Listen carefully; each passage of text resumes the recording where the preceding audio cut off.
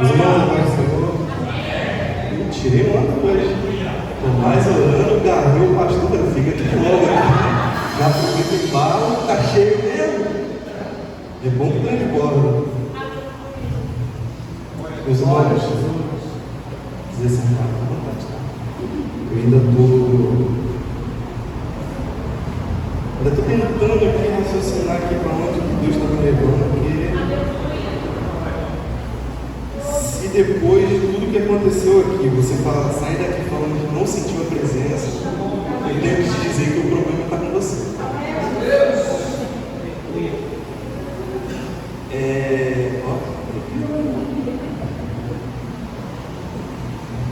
Vamos para esse caminho, né? Salmo número 51, verso 5. Texto bastante conhecido. O que hoje é o 9 meia? 9 meia que acabou. Isso tem todo mundo. Vocês só vão fazer esse tempo todo, hein?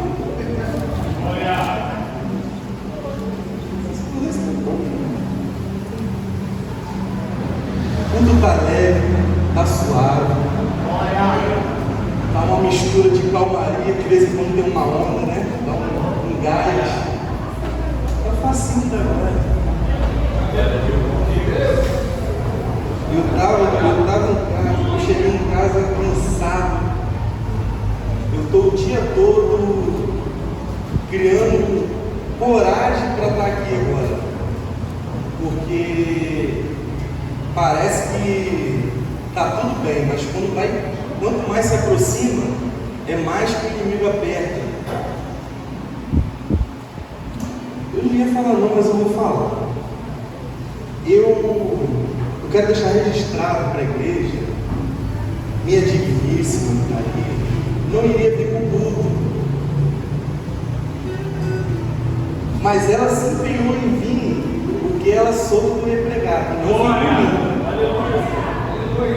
Além dela vir e auxiliar, ela ainda conseguiu trazer agora a Natália e o Tomás. Então tem que deixar registrado como eu te amo, mulher. É esse tipo de atitude.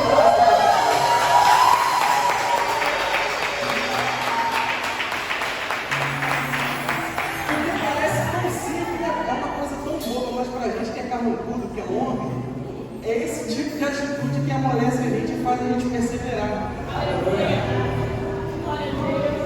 A minha aqui é diferente, então eu vou com vocês aqui.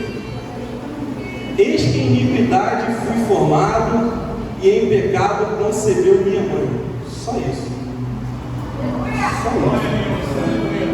isso. Salmo de número 51. É do conhecimento de todos que esse salmo foi escrito por Davi. Davi, em toda a sua trajetória, ele foi conhecido por ser rei de Israel. Só que muito além de ser reconhecido no mundo como rei de Israel, ele é muito conhecido por ser um dos principais autores de vários poemas, de vários cânticos de salmo. O mais conhecido e o que traz à tona isso que eu estou te revelando agora é o Salmo número 23. O Senhor é meu pastor e Ele não me falta. Eu gosto da versão original, que é Ele não me falta, porque ele foi traduzido como nada me faltará. Só que quando nós falamos que nada faltará, nós estamos falando de horizonte, nós estamos falando de coisa terrena. Só que Davi está externando, ele está expressando que o Senhor nunca faltou na vida dele. Davi escreve o Salmo 23 no momento mais alto da sua vida, no momento onde talvez ele não teria mais para onde subir. Davi era reconhecido, se tornou um grande rei. Só que, em contrapartida do 23, o Salmo 51, ele é um salmo angustiante na vida de Davi. Davi vai começar a relatar algo que ele fez que ele não deveria ter feito. Eu costumo dizer e entender que Davi, quando ele começa a meditar, quando ele começa a escrever, a cantar, talvez, o Salmo de número 51, até o versículo de número 4, ele é um primor. Só que quando chega no Salmo 51, verso 5, a história de Davi muda.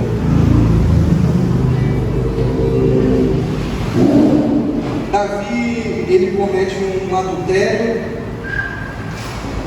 num momento que ele não poderia, simplesmente pelo fato de ele ser um guerreiro que não foi para a guerra. Um momento onde ele deveria estar no campo de batalha. Na minha conjectura, Davi talvez, poxa, estou cansado, já guerrei muito, estou cuidando do reino, do reinado, estou fazendo tanta coisa, vou dar uma pausa no meu chamado, convoco os generais, vocês tomam conta da guerra e eu vou ficar descansando. Davi tenta parar o chamado dele por um momento, e por conta disso ele abre uma porta que nunca deveria ter aberto.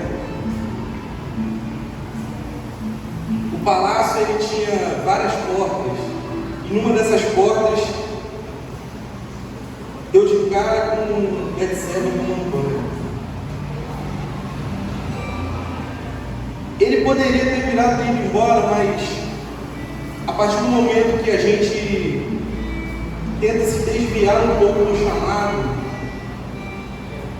quando nós abrimos a porta que não deveríamos,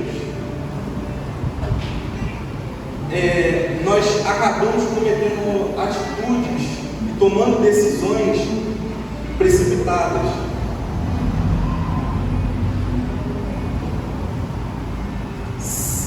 Davi, ele chama Betseba, ele coabita com Betseba, e pouco tempo depois ele descobre que Betseba está grávida. Só que, além de descobrir isso, ainda tem algo pior, que ele descobre que ela é casada. E para completar mais ainda, ela é esposa do soldado mais fiel dele.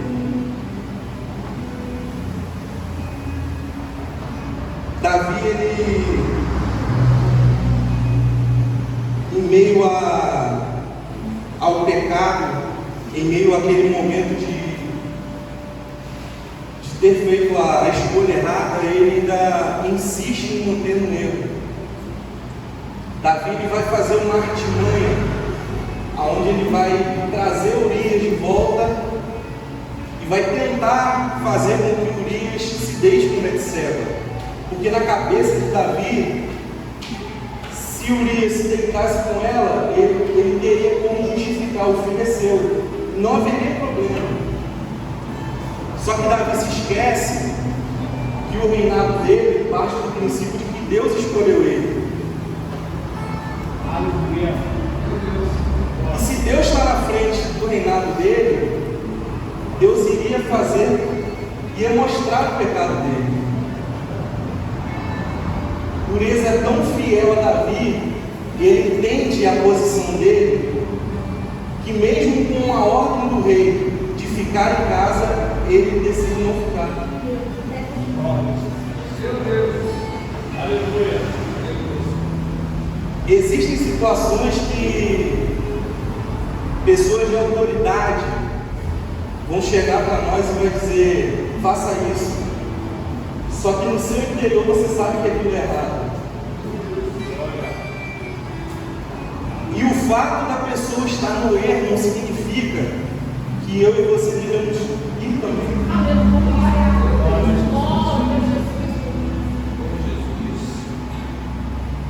Davi já está cheio de problema, Ele tentou se safar e não conseguiu. Então ele bola outro plano. Falou, não, vamos mudar o esquema então, porque já que ele é fiel, se eu não posso fazer ele se deitar com a mulher, eu vou matar ele. Só que percebo que Davi, ele vai pegar Urias e vai entregar uma carta na mão dele. Urias era mensageiro também. Urias chega, entrega a sua carta de morte, sem saber. Fica na frente de batalha, que não era o lugar dele, e ele morre.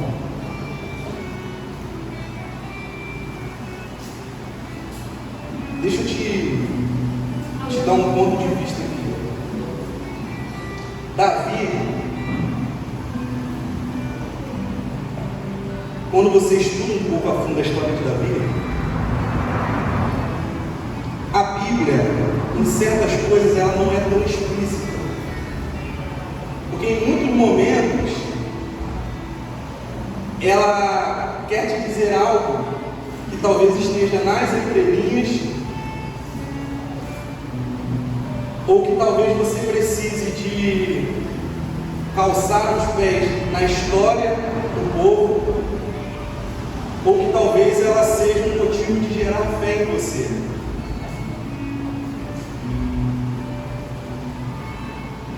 Se nós vemos a história de Davi, é curioso porque quando se inicia o relato da história de Davi, a Bíblia era enfática em dizer que Davi era ruivo.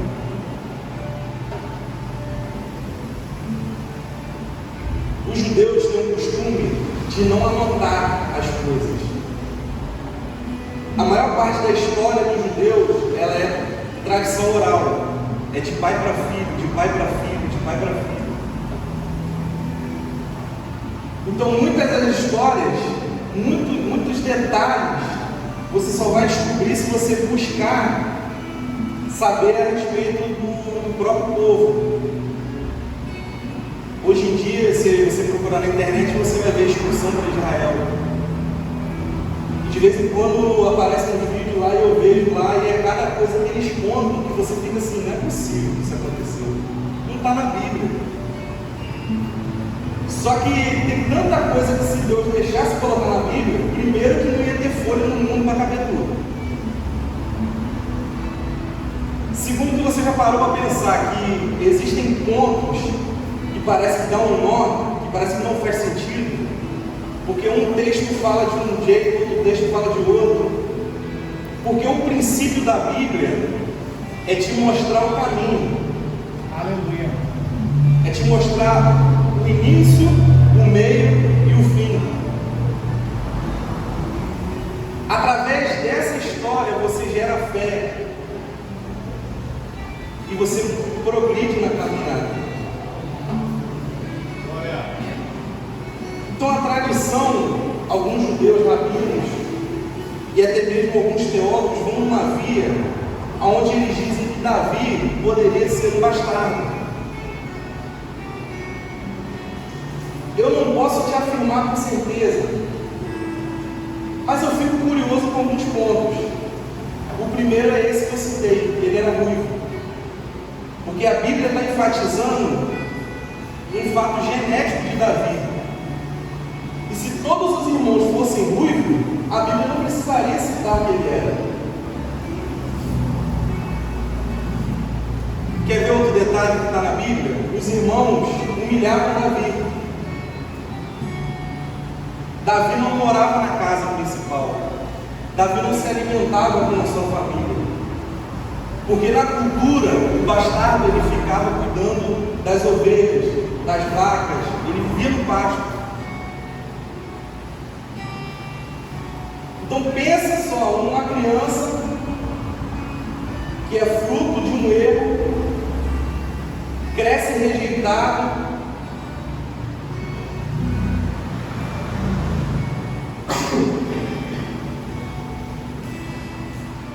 ele, por conta dessa visão de ser um bastardo, ele não desfruta de muito muitas coisas dentro de casa. Uma coisa que eu acho curioso é que Davi, nessa linha de pensamento de ser um bastardo, ele não comia algo que hoje para nós é muito simples, é fácil de comprar: queijo. Porque naquela época, queijo só era para quem era da família, só era servido em momentos especiais. Davi era jovem, e aí eu imagino seus irmãos treinando no campo de batalha, morando dentro de casa, comendo do bom e do melhor. E mesmo em meio a tudo isso, ele consegue enxergar que Deus é o pastor dele.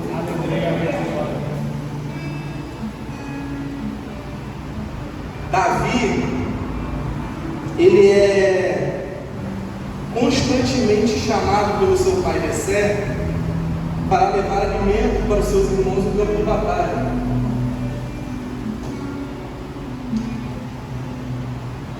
Imagina Davi levando aquilo que ele mais queria, aquilo que ele mais desejava, por aproximadamente 3 quilômetros a 3,5 km.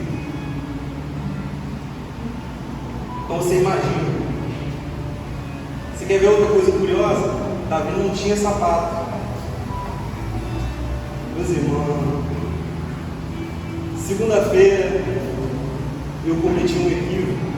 Inventei de ir para o serviço de chinelo para botar a bota lá. Resumo da obra: esqueci o chinelo lá. Eu dei 2 passos terça-feira no asfalto. Eu não me aguentei de tão quente que estava. Agora você imagina um menino carregar 3 quilômetros, um saco cheio de comida nas costas, no deserto, num sol escaldante, para no final de tudo chegar lá e ainda ser humilhado.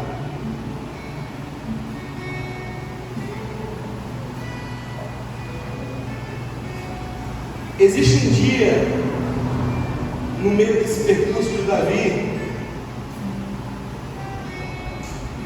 aonde Deus vai convocar Samuel.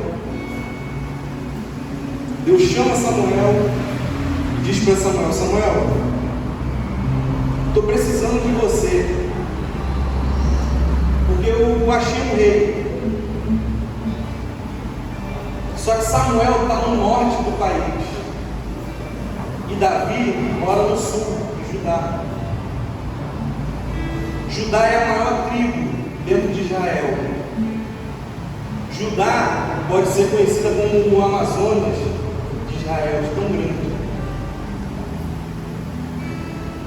Mas Deus, ele dá toda a localização geográfica para Samuel achar Jessé e achar Davi.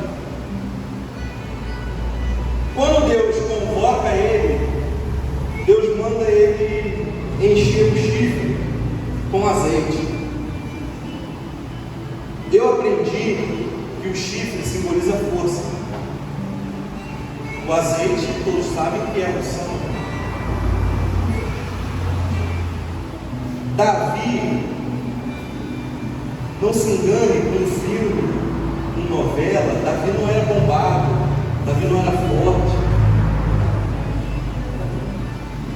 Davi era meio franzino, não chega tanto. Chega, não olha para lá, meu Deus. Você pode ser irmão de Davi.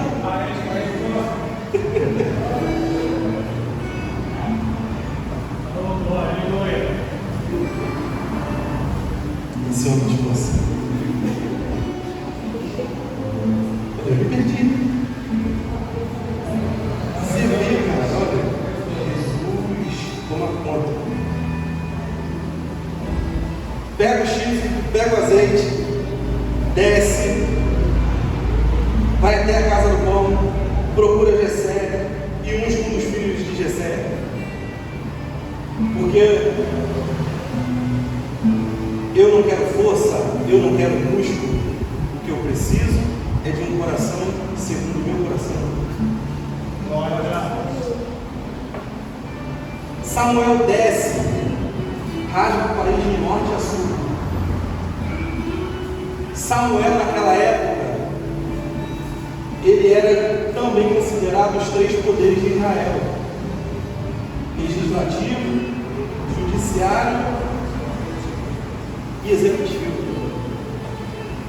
Então você imagina o povo vendo ele saindo, a multidão que não foi atrás dele. Samuel chega na porta de Jessé e bate. Jessé abre a porta, vê a comitiva. Se tem uma comitiva, eu preciso honrar aquela comitiva, porque é uma honra ele estar na minha casa. Jessé prepara tudo do bom e do melhor. Já manda sacrificar um cordeiro. Eles sacrificam um cordeiro e já separa a coxa, porque a coxa simboliza a honra. Você está honrando aquele, só pode comer aquele que está recebendo a honra. Então imagina a cena, a mesa está montada, tem um cordeiro, tem a coxa do cordeiro que só o que vai ser coroado, que vai ser honrado, pode comer. Por certo que ele é um queijo. Davi, ele já tinha ido levar comida para os seus irmãos. De repente, ele ouve a voz do seu pai de novo. Seu pai entrega um bilhetinho enrolado, volta lá e chama seus irmãos.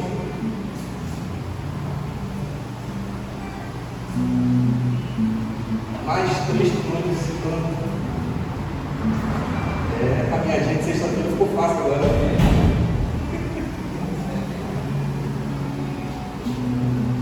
Davi corre de novo, chega lá e entrega o papel e volta correndo, porque ele não poderia ficar perto dos irmãos.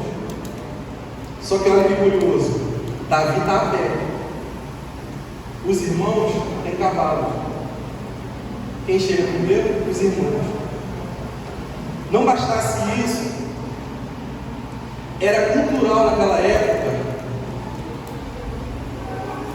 Se você visse um bastardo, você deveria amaldiçoá-lo. Não é poderia ou queria, não. Você deveria amaldiçoá-lo.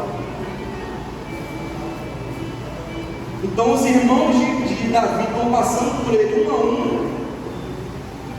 E quando eles passam por ele, em cima do cavalo, eles amaldiçoam Davi, cospem na cabeça de Davi, passam à frente com o cavalo e jogam terra e poeira na cara dele.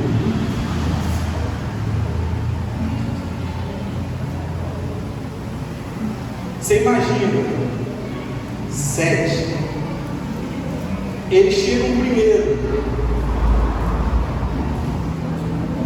Não adianta para encerrar. Samuel olha para o primeiro e diz: esse é o rei. Ele é forte, é musculoso, altíssimo, tríceps. Só que Deus já tinha dado o recado. Não é o primeiro, não é o segundo, não é o terceiro, e vão se passando todos. Quando termina o 7, Samuel vai olhar assim, o certo que Deus o incomodou, e ele vai perguntar: mas peraí, já se acabaram os filhos? Imagina a cara de Jessé, que não considerava Davi como filho. O certo, ele baixou a cabeça, deu uma de Chaves, vem para lá e para cá. Tem mais um, mas está no campo. Quando Jessé explica a situação de Davi, Samuel já entende. Se ele não foi chamado com seus irmãos, se ele está no campo, certamente ele é um bastardo, ele não é considerado da família. Se ele não é da família, ele nunca se um banquete desse. Qual é a atitude de Samuel? Manda chamar, só que tem um detalhe: ninguém senta para comer enquanto ele não chegar.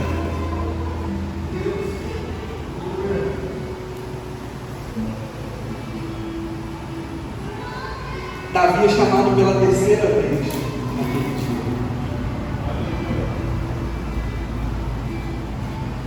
Ele já tinha sido humilhado na manhã, já tinha sido humilhado no almoço. Pela terceira vez ele ouve a voz de seu pai. Ele está sujo do mato, dos bichos, está todo varado de saliva, por certo já devia estar chorando. Pó e terra na sua cara e os seus pés sangrando. Em meio a toda essa situação de Davi, ele se manteve resiliente. Mesmo com tudo isso, ele entende que o que ele precisa é o Senhor que é o pastor dele. Ele vai, talvez,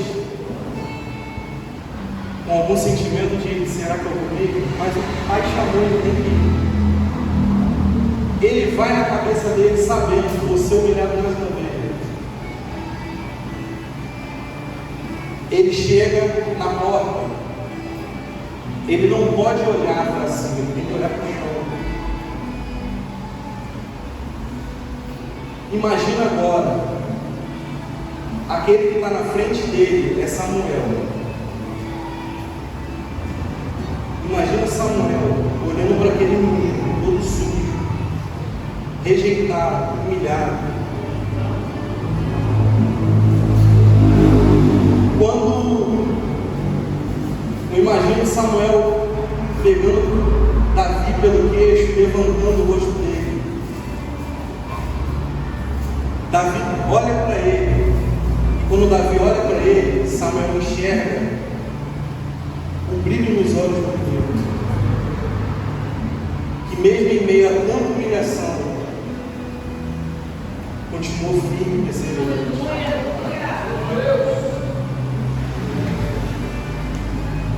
Samuel vai ungir ele. Quando Samuel derrama o azeite na cabeça dele, o azeite que é a unção, ele retira a saliva, enxuga as suas lágrimas, tira toda a poeira de você, e é um excelente cicatrizante das feridas.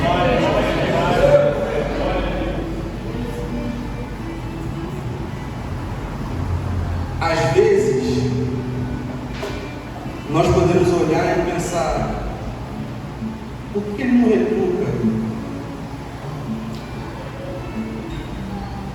Davi foi forjado em meio àquela situação.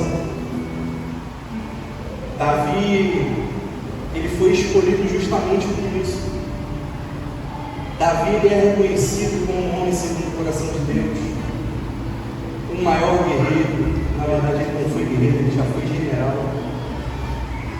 Porque nem guerreiro ele foi.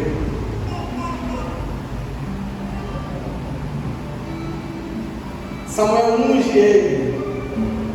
E naquela época não tinha WhatsApp, não tinha Instagram, não tinha TikTok,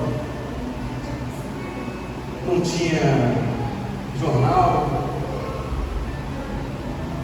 Deus precisava soprar o nome daquele menino. E como que Deus sopra o nome de Davi? Levantando o Golias.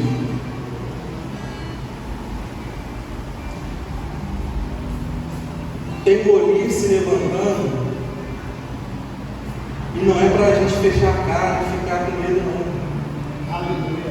É simplesmente Deus dizendo: eu quero glorificar o meu nome através da sua vida.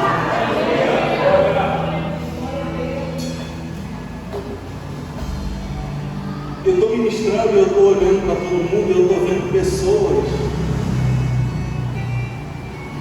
em meio a tanta humilhação, em meio a tanta situação, seja no trabalho, seja na escola, até mesmo de lugares que não deveriam acontecer dentro de casa.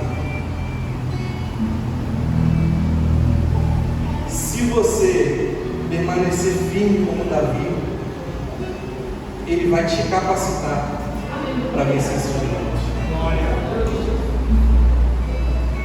Esse é Ele. Pode pensar.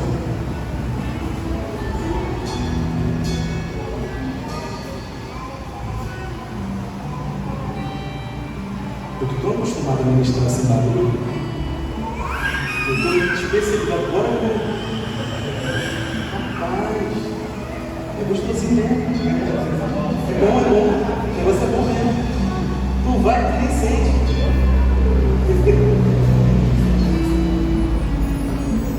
Se coloque sobre seus pés, por gentileza. Já recebeu. Deus tem coisas grandes para mim e para você. Como eu disse, o culto está tão gostoso, está tão facinho, que não precisa nem fazer esforço.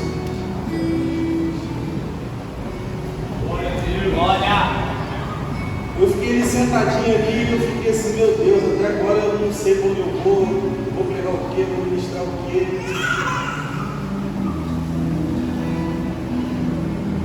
Em certo momento eu pensei só em falar Jesus salva, liberta, entrega o microfone, porque tem culto, irmão, que não precisa de muito não. Eu falo e vou continuar falando. Jesus está falando desde o primeiro momento que ele chega. O problema é que muitas das vezes eu demoro a me conectar com a Espírito Santo. O problema é que ao invés de eu chegar aqui dentro e entregar tudo nas mãos de Cristo, pegar o fardo leve, eu quero manter o fardo pesado. Porque o dia está tão corrido, é tanto problema na cabeça, que ao invés de eu chegar aqui, me esvaziar e adorar, eu fico pensando no boleto que eu tenho que pagar. O arroz que está acabando. A prestação do carro que atrasa.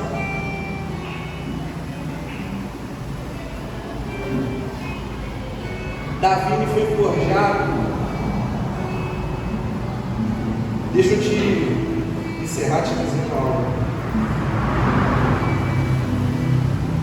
Davi, ele percorria todo dia o mesmo percurso, levando aquilo que ele mais desejava nos ombros. Davi nunca tocou em nada. E como eu provo isso? Simplesmente pelo fato dele ser escolhido.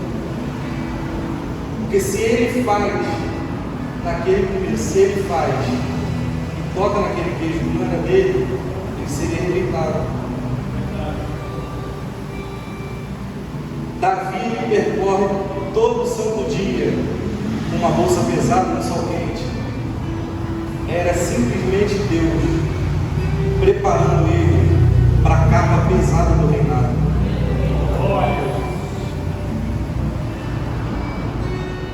Talvez você está com um lado e com o outro carregando o seu sonho nas costas e parece que é para o outro. Parece que a gente está fazendo tudo. Mas é Deus preparando eu e você para algo maior. Porque se Davi foi rejeitado na infância, depois que ele virou rei, tu acha que ele passou a vida toda com ele? Só que para eu receber aquilo que eu quero, eu preciso ser provado naquilo